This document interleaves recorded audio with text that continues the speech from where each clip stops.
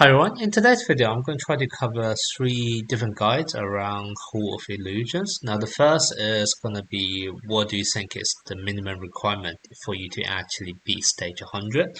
Now being a free-to-play player myself, I would like to think that what I have used to beat all the way up to level 100 is kind of like towards the minimum edge. Like some people probably have done it earlier and quicker than me, but it probably won't be too far off from what characters they have used, what gears they have used. So I would like to kind of showcase all of the you know different characters and skill pages and gears that I've used to be all the way through to stage 100, just so that everyone out there knows roughly what does it take to actually for you to get that far. Then the second aspect I want to talk about is there are a few stages which are fairly annoying, and I would like to just give you guys a few tips on how to actually clear them. Now, I'm not going to show you the actual full gameplay for all the stages because that'll take forever, and I know there are already loads of videos out on YouTube about them. There's one content creator whose video helped me a lot, and his name is Foxes. I'll post his YouTube channel in the description below for you guys to take a look. Yeah, definitely I'll copy loads of his homework. So all credit and shout out goes to him.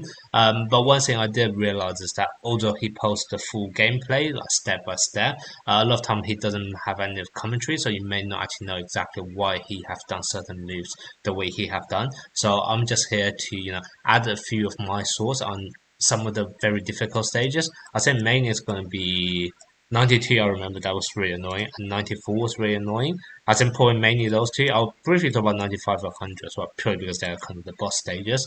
But yeah, I would just like to share a few pointers for you guys so that you can supplement them as you watch through the videos of how other people play it, just so that you roughly understand what exactly is the strategy and you're able to adapt depending on what's your team and what's your situation, etc. So that's the second aspect I'm going to talk about. And then finally, I will also want to talk about what do you want to choose from your LR accessory selection, because by the time you clear stage 100, you should get 4 in total. I only have 3 because I already used one of them, but you should be able to get 4 in total. And there's so many different choices. So what should be the ones that you actually prioritize when you're getting them? Okay, so starting off with the first one, which is what's minimum requirement. Like I said, I'm completely free to play. If you take a look, just to show evidence for anyone who don't believe it, haven't collected any of the first day purchase bonus or completely free to play from that aspect. Now, the characters I've used, to be honest, there's only a handful. Julius is pretty much needed for all of the boss battle because I don't have Raya. Like, if you have Raya, Raya does make things a lot easier.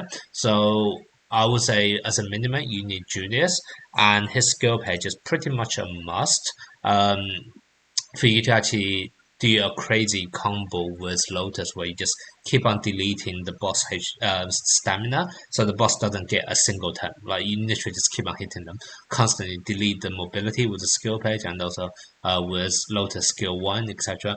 And the boss wouldn't make a single move. So that's kind of like what I think is minimum requirement for Julius.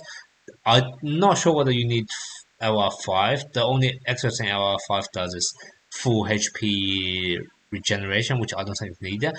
LR2 as a minimum, I do think that's required because there were occasions where Julius kind of just dies and need to come back to continue to do more stuff. But I don't think he needs to be at full health when he come back because you do have a healer to top up the HP, etc. So I do think LR2 is a minimum, and also the skill page, obviously. Now, Julius pretty much for boss battle, for most of the other battles, you would actually use it. Now, the standard team, which I have used to auto vast majority of the stages, consists of, um, let me try to find them, LR2, Charmy, Season 2 Charmy, needs to be LR2, otherwise her healing is way too slow. You don't need to LR5, you just need LR2 with a full stack of HP gears for the extra HP. So that's what you need for Charmy. The other one I pretty much always bring is gonna be Noelle. So she's also MVP.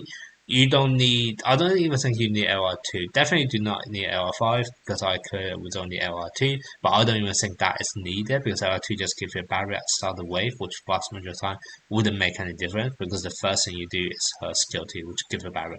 And as long as she doesn't get one shot, you're fine. So I don't think you need dupes on her either. So that's kind of the second member I always bring. So Charmy, Noelle, and then the third one is going to be Mars. Mars is just there for pure tanking. You may be able to replace it by a different character, I don't know, but Mars do have by far the highest defense.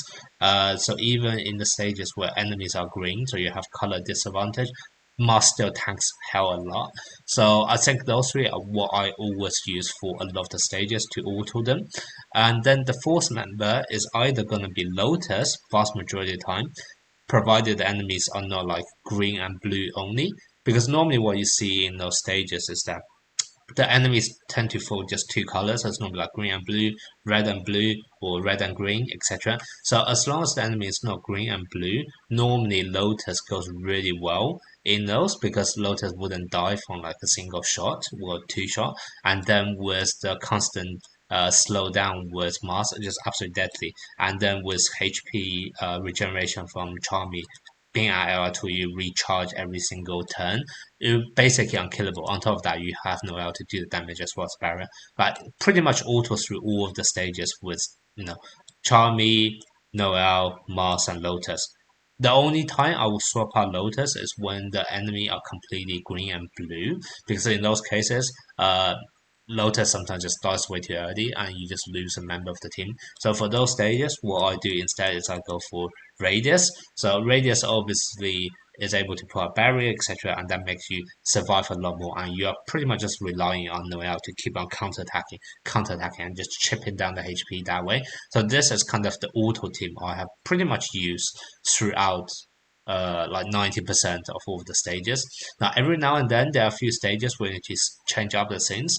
I think the only non-boss ones I have non-boss stages where I bought a different character would have been Teresa for a few cases where you actually need to apply the burn debuff for you to actually do damage, etc. I can't remember which stages they are, but there are like 3 stages which this happens, so you need to bring Teresa or anyone who is able to do like an AoE burn. So for Golden it also works if you do have him. But yeah, so that's what I've used Teresa instead for those stages. And that pretty much covers all of the known boss stages.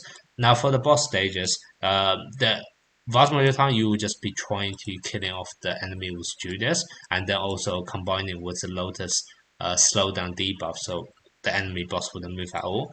The only exception I think was 85 and 95, where you do also need to apply debuffs and just make sure your Judas do a lot more damage. So for those, you need the kind of debuffers and also buffers. So debuffers, your first choice is definitely Charlotte, and everyone should get one for free when they start the game. So that's guaranteed.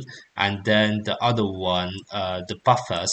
So I use pretty much, I think, Ghost for most of the cases. I want to say for 85 I use Ghost and Sally at the same time, but I think for 95 I just use Ghost, so you can potentially use a different buffer as well.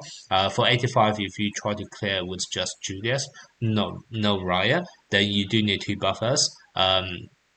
But it doesn't have to be Ghost and Sally. It can be any mixture. So, the other alternative will be William if you do have him, or there is also the new season 3 Charlotte. She also gives a really high buff, and also the other option is the SR gift. So all of them would work as buffers, and you pretty much just need 2 of them for stage 85 and need 1 of them for stage 95. So that's kind of all of the characters you would need for all of the stages in Hall of Illusions. Now, in terms of gear setup, basically, for vast majority of time, unless you are trying to mix up your buffer with your gears on Julius, otherwise it probably doesn't matter because you can mix and match. It's also partially the reason why I have used Ghost as my preferred buffer for vast majority of cases, because Ghost gives an all attack buff, so I don't need to just do a whole set of very high leveled LR gears. I can actually mix and match between my magic attack and attack. So right now you're seeing I am using a full attack set because that also works, because a lot of my good magic pieces needs to go to other characters like Noelle or Lotus, etc. So that's kind of what I would think is minimum requirement for gears, is that you need one full set of at least attack. If you can do magic attack, that's even better, but you do need quite a few sets of magic attack. So definitely at least one set of attack for Julius, just every now and then, because I do think you will need it. Now for your best magic pieces, they should go towards Lotus and also Noelle. Now if you're using Radius instead of Lotus for the stages where the enemies are green and blue, it's going to be the same setup. For both of them, what you want is going to be, let me see, do I have it? Yeah, so you want pretty much like a mixture of magic attack and defense. So always go for half a set of the defense, and yeah, that's pretty much like minimum, just so that they can survive. You always do half magic attack and half defense, and it's going to be the same thing for Noelle and also Radius if you do change Radius for Lotus, etc. So that's what we require. And then for Mars, which is the other one you always be using, you want to do a full set of defense. Now, Mars is one character whose defense is so high. I've done the math calculation before. He benefit more from a full 4 set. So even though you see there are some gaps and squares not filling up because you do this really awkward horizontal HP piece, the scaling from 4 set, which is like 40% increase, is much higher than what you are able to get from like 2 extra vertical defense piece, etc. So I've done the calculation before. You just need to take my word for it. A full set of defense works better for Mars, and he's the only character that is turns out to be better in this case. For any other defender, I think for Red Asta, the Summer Asta, it kind of like breaks even. But for other defenders like Radius, etc., or Vettel, you still want to do like 6 pieces of defense with no set bonus rather than go for a full set of defense. But yeah, so that's basically the requirement for Mars. So like in total, I would like to say the gear requirement is not so high. You just need two. You need a whole set of magic and a whole set of defense for you to split between your Lotus / Radius and Noelle. One full set of defense on Mars and one full set of attack, warm magic attack on your Juniors, depending on the buffer you're bringing. So that's kind of why I think overall the gear requirement is not really high. Being a free to play, I haven't really enchanted vast majority of my gear pieces. I just level them up to the max, so level 12, but I haven't actually enchanted them. So you should be able to replicate that fairly easily as well. There are some LR accessories, obviously, that I do have. That's kind of also the reason why I have opened up the one LR accessory selection box from 85 already, in order to kind of get me through the extra damage or the extra stats needed in order to clear the later stages. So you can do the same as well. But yeah, so that's kind of the minimum requirement for what I think is needed for you to actually beat Hall of Illusions all the way up to 100. Now let's talk about the stages themselves. So like I said, I'm not going to post any actual gameplays, but I would only talk through them. For level 80, there's already a guide on my channel. I made it back when I was in the JP server. All RNG based, to be honest. It's just as much as that. It's a really annoying stage. 81 to 84, you can just alter it with the team I mentioned earlier. So that's going to be your Noelle, Charmy, Mars, and then plus either Lotus or Radius, depending on whether the enemy is green and blue. If the enemy is green and blue, like for example 84, you will want to use Radius instead. If it's not green and blue, then Lotus will work. Now for 85, this is the one where you need to kill Heath, the enemy boss, within 6 turns. Now it's very easy if you have a green DPS, so Raya or the Season 3 Jack, etc. They all work, and you are able to kill him off quite easily within the first 6 turns with like burst damage, etc. If you don't have it, you can also deal with Julius, which is how I have done it. The same with Julius is actually with his LR2 at least, he's going to come back, resurrect after he's been killed off. So actually he has 12 turns in total. Obviously for the last 6 turns, your allies would have been dead, so just Julius by himself, whereas for the first 6 turns, it'll be Julius plus 3 other person. But still, Julius do have longer time period than anyone else, so he can actually kill off the boss. And basically what you need here is that you definitely need Charlotte, the red Charlotte, in order to use skill 2 to reduce defense, apply the mark, etc.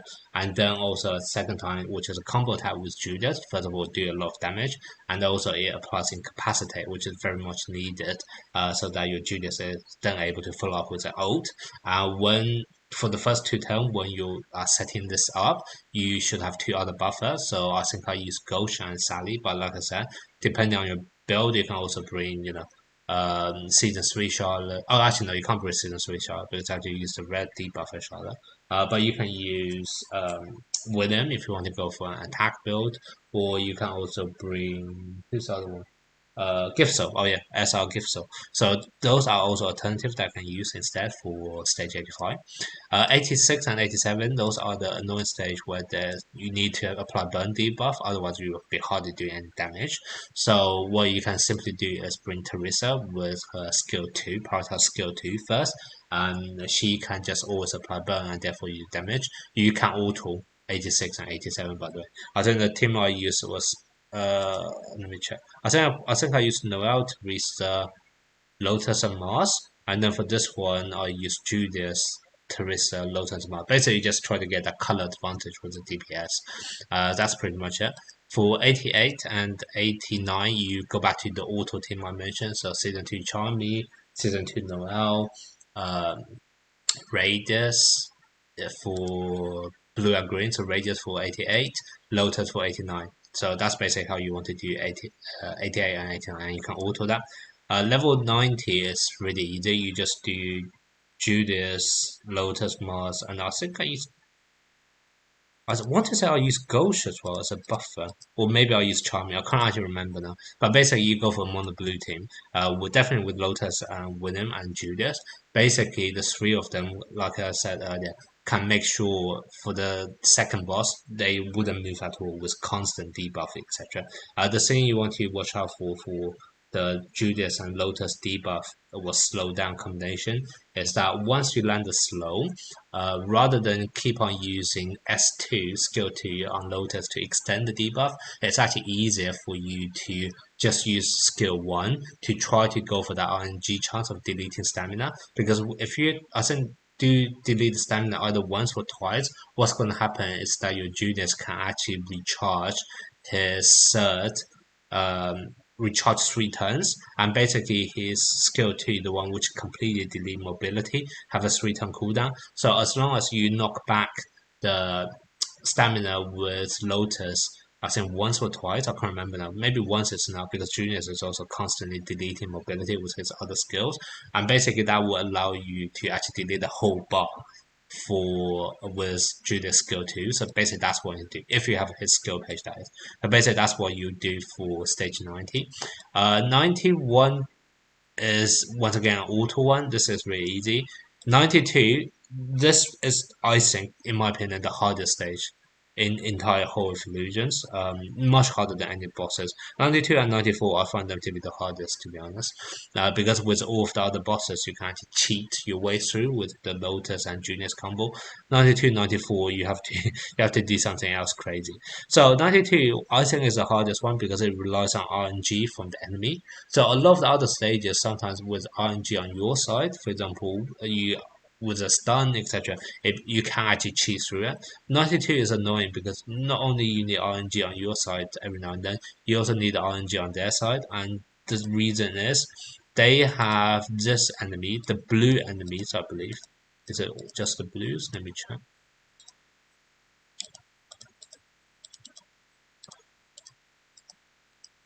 No, so it's the ones that looks a bit yeah, so those three enemies, they are really annoying because what happens is that if you take a look at them, they have an AoE attack which has 60% chance to taunt and also reduce all attack.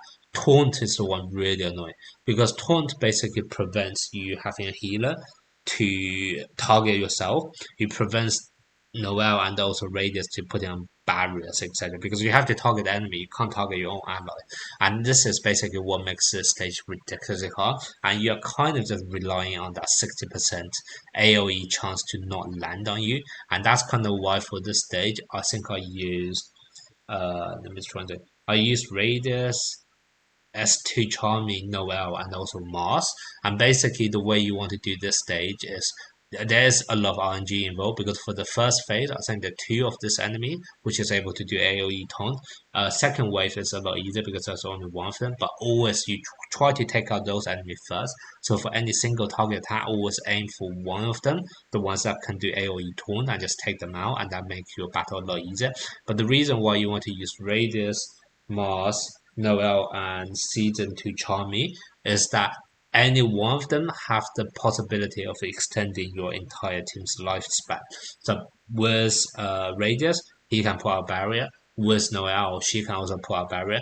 Charmy is able to heal. Mars is able to potentially AoE stun if you have the skill ready. And to be honest, all of them are very um, a lot of time you'll be taunted, so to be honest, you don't really need to worry about cooldown much. Vast majority time of this battle is more that you have the skills ready, but you're not able to use them because you are taunted. So don't worry about some of the stuff I just mentioned. For example, Mars needing a combined attack to AoE stun that's like a 6 turn thing, or Radius needing to put up a barrier that's more like 8 turn thing. Actually, it's shorter because he get extra skill point when he attack a blue unit. But still, don't be worried. Some of the stuff I say is takes like 5 or 6 turns before they're ready. Because in reality, vast majority of the time you will just be taunted throughout. That they will always be ready. You just need to somehow not get taunted, and that's basically just kind of brute force through the stage in some sense. You wait for the enemy not to get too lucky with RNG and taunt all four of your units. As long as one of your unit out of the four is not taunted, you are able to extend the lifespan by another 1 or 2 turn. And basically, this kind of just repeats. So basically, every 1 or 2 turn, you kind of need to rely on one of your 4 units not getting taunted. And that's pretty much it for this stage. It's a very annoying stage, and that's also why I found it to be the hardest stage out of all of them. But that is the team that you can use to clear it.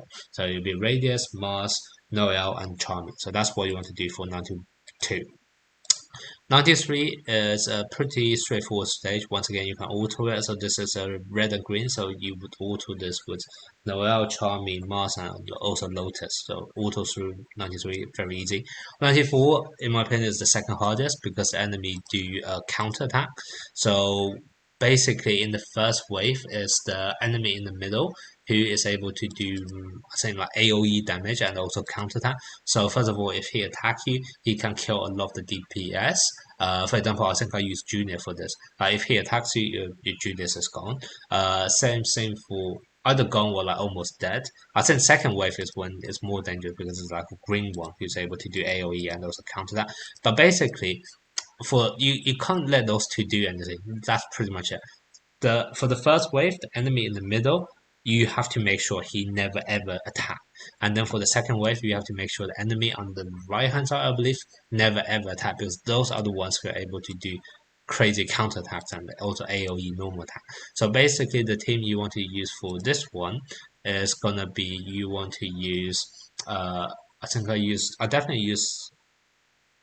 Let me try to think through my head. I definitely use Julius because I needed to one shots.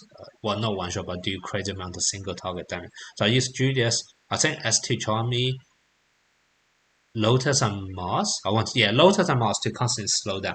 So basically, the strategy with this one is once again you can check out Fox's video for actual in-depth step by step how he does it. But basically, the main thing you want to do is you want to always delete the stamina in the first wave on the enemy in the middle and in the second wave on the enemy on the right hand side, and you do it in the same way you delete boss stamina. So basically you use a combination of Lotus and Mars combo attack to guarantee speed reduction. So first of all they move really slow, and then whenever you have Julius skill 2 ready, always use the skill 2 to delete the middle enemies stamina in phase 1 and always on this right enemy in phase 2. So that's basically what you want to do. So always delete their stamina so they never get a turn, and always when you have Lotus, always use skill 1 to push back, and that basically the combination of those can make sure the one enemy that is able to do insane counter attack never move, and that's what you need to do. One thing you also want to prepare for yourself is towards the end of second wave, you want to make sure your Judas have his skill 2 out of cooldown. So in the first wave, once you kill off 2 enemy and there's only 1 enemy left, kind of stall out the battle slightly so that you make sure that you have Judas skill 2 ready as you enter second wave. Judas will move fastest and you basically use Judas to delete the stamina straight away. Otherwise, I think from what I saw, and also I think this was the approach Foxes used, but he needed to have Lotus to push back the enemy, and also then needed also speed gears on, as in Lotus and also Mars in order to do that. Whereas if you can actually delete the stamina straight away, you don't need to worry about them cutting the line. So I found that to be a bit more safer approach to this battle. Obviously, you can still bring speed gear at least on Lotus just to make sure Lotus is always able to get like a attack slightly earlier to potentially push back. But I just find it a lot more reliable to rely on saving up your Julius skill 2 to delete the stamina rather than relying on your Lotus skill 1 to potentially RNG chance to push back the stamina. So that I think was like the only tweak I have to make on Fox's lineup and strategy on this. So that's basically how you want to clear stage 94. For stage 95, it's just you use Julius, Lotus, and Mars again. But then the third one, the fourth one I have used is Gauche as a buffer. And basically the idea here is you'll be facing up against one boss, accompanied by two enemies on both sides. Julius is able to one-shot them with an ult. So basically you start off with Julius just killing off on one side. And then as for the other side, you use a combination of Lotus and Mars to slow them down. And basically you wait for Julius to charge up his combo attack. I think combo attack plus a bunch of normal attack is able to do enough for you to actually then kill off the other small enemy, and then that leaves only the boss behind. And when there's only the boss behind, you can then repeat the same trick with Julius and Lotus. So Lotus keep on pushing back with skill 1, and Julius keep on deleting stamina. And before this, the boss needs to already be under the slow debuff. And basically that makes sure the enemy Kiato never gets a turn, and you can clear that quite easily. 96 to 99, those are really easy. Once again, you just use the auto team and that'll be enough. So yeah, pretty much it. Just remember to change either to Lotus or Radius, depending on the color of the enemies. And then for stage 100, this is another one which you need to... Let me check, where does it say? But I'm pretty sure this is another one where you need to... Oh, where does it say? Oh yeah, basically you get extra damage when they are taking continuous damage. So this is another one where you kind of need to bring Teresa to apply that burn damage so that you then actually do a lot more. Otherwise, with the rate of them recovering HP, it's going to be ridiculously hard for you to actually kill off the enemy. So that's kind of what you need. But the general setup of how you want to do this stage is very similar to the Kyoto stage. So you use the combination of Lotus and Mars to slow down the enemy. Julius start off with one-shotting, as in the red one, with ult, will either very close to one-shotting or killing, will actually one-shot it completely. And then to move on to the other one, with the green one, you kind of wait for the second round of ult. And basically that's once you kill off those two enemies which are accompanying Vettel, you then repeat the same stamina reduction trick on Vettel, and Vettel wouldn't be able to move at all. And basically you just slowly chip away all Vettel's HP. So that's basically how you would clear stage 100. So yeah, like I said, none of them is particularly hard apart from what I think is 92 and 94. 94, I think there's still a way around it. 92 is the only one I found it to be like complete RNG mess. I think 92 and also level 80 was the riot, obviously. Those two are the hardest stage in all of Hall of Illusions because they just require so much RNG. As soon as you are able to get past those two stages, I think you're pretty much set to clear the whole thing.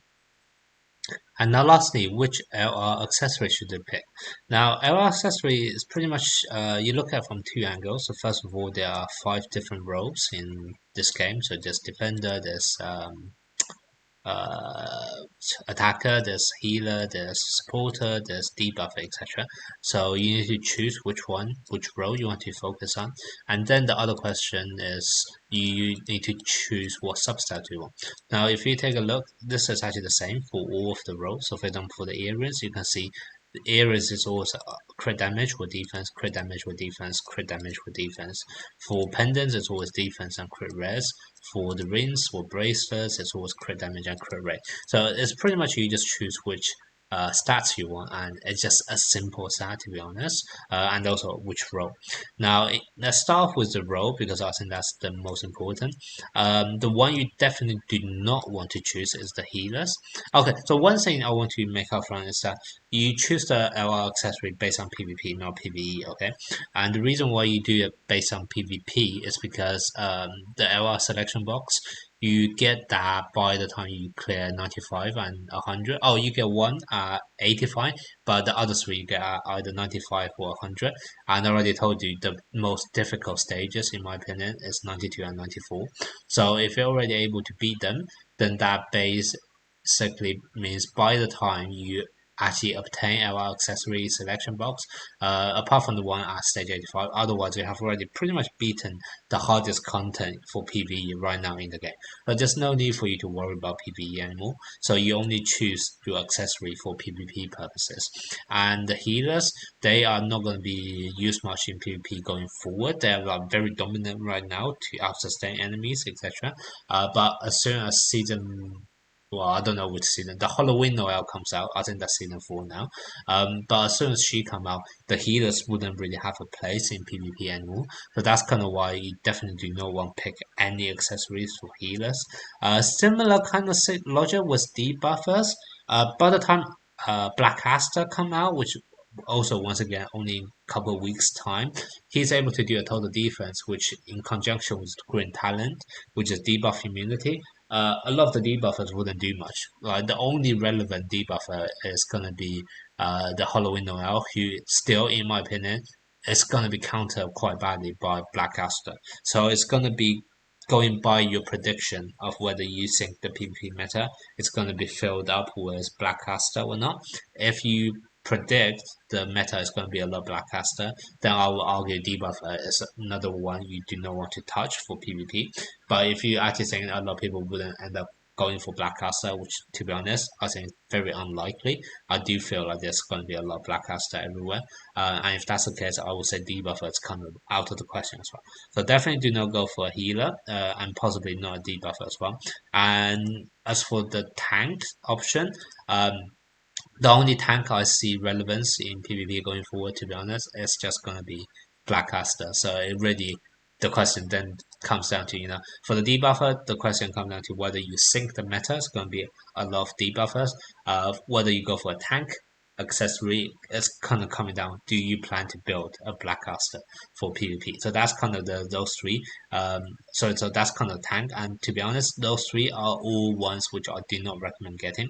The ones I really recommend getting is actually just going to be attackers. Supporter is a very funny one because supporters, I do think they will be used a lot in PvP, but supporters, they don't actually need the extra stats. Like you don't need them to get crit damage or crit rate, so you probably only need defense on supporters. And to be honest, the most used supporter is going to be the season 6 Charlotte or season 5 in global, I guess. And she can use barriers and stuff, so defense may not even be that relevant for her. So that's kind of why attackers is pretty much the only choice and the only good choice you should be making for our accessory. And now, which ones do you want to pick out of all the substats? Personally, I think for the pendants, you want to go. So this is depending on how you build the characters. Personally, I feel anything which is crit damage only is not going to be very good unless you have good crit rate to back it up. Whereas defense is always needed. So my personal take on the Aryans is I will go for defense over crit damage because I just think defense is going to be more versatile. I can use my defense at pretty much any attack I want. Who wouldn't benefit from that, right? Whereas crit damage, you kind of then rely on you also having a crit rate build, which may be the case a lot of time, but may not be guaranteed. So I personally would go for defense, but if you do want to go for that nuke option, crit damage is not bad either. Now, as for the necklace, defense or crit res, I would definitely go for defense. Crit res, this is just getting down to the RNG aspect. At 6% it's not even that high, so I don't think like anyone would want to go for this tiny 6% chance rather than a flat 20% increase in defense, right? So I think defense is definitely the way to go for necklace. And as for the ring or the bracelets, I once again I prefer something with just a bit more certainty. Crit damage is dependent on crit rate, and if you don't even have crit rate in the first place, crit damage is not even relevant. So personally, I will go for crit rate. Unless you're using it on characters such as Kyato, who doesn't need actually any crit rate, he can guarantee crit, etc. But vast majority of attackers, I think you will benefit more from crit rate. So that's what I would recommend as well. So yeah, so personally, because you can get 4 selection box, I would advise you to get 1 crit rate for the ring. So all 4 should be go for attackers, but I'll advise you to go for the crit rate for the ring, go for the defense for the necklace, and then for the pendant, I will advise you to get both because if you do want to go for that nuke option and you do have the crit rate already built from your rings, etc., then the pendant, the earring on crit damage is not bad if you want to go for that nuking option, or there's the defense, which you can never really go wrong with that. So I would probably take both of the 2 earrings and then the defense necklace and also the crit rate ring. So that's what I would suggest for the 4 different accessories that you want to choose.